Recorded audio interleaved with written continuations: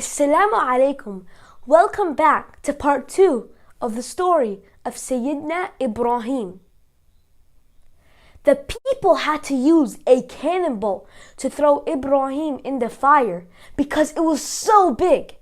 When the people threw Ibrahim in the fire, he said, "O my maker, whoever you are, please save me from this fire." And at that moment, Allah says in the Quran, Bismillahirrahmanirrahim, قُلْنَا يَا نَارُ كُونِي بَرْدًا وَسَلَامًا عَلَى إِبْرَاهِيمَ, which means, O fire, become cool and be a means of peace to Ibrahim. Allah made the fire cool down, and when he was in the fire, it was so relaxing for him. When Ibrahim got out of the fire, the people didn't have an excuse. Rather, they were speechless. We should always remember, the more Allah tests us, the more Allah loves us. The people still didn't want to listen to Ibrahim. Ibrahim said, "Whoever made me, I worship him." And that is monotheism, which means he is on his own religion. Because the people still didn't believe, Ibrahim went somewhere else to worship Allah alone. But before he went to another place, the king heard about the fire. He was a very powerful king.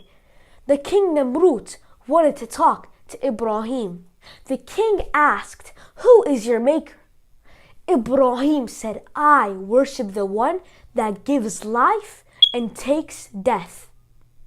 Then the people also believed in the king as their maker. So the king said, "Well, I give life and I also cause death." And in that moment, the king got 2 prisoners and freed someone and said, "I give life," and killed the other prisoner and said, "I cause death."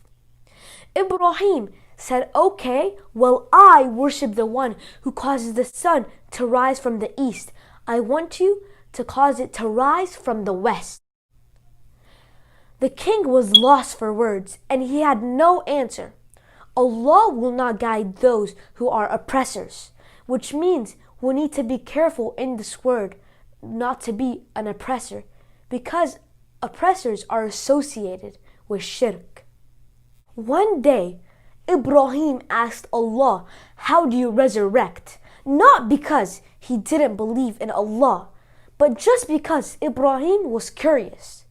So Allah told Ibrahim to get 4 birds, cut them into pieces, mix them up, and put the random pieces on different mountains. And when Ibrahim did that, the pieces flew in the air and came back together, and the birds were still alive. The only person that believed in Ibrahim was Lut. And later on in that village, Ibrahim's wife, Sarah, believed in him. The people were fed up with Ibrahim, so they said, "If you keep spreading your message, we will stone you to death."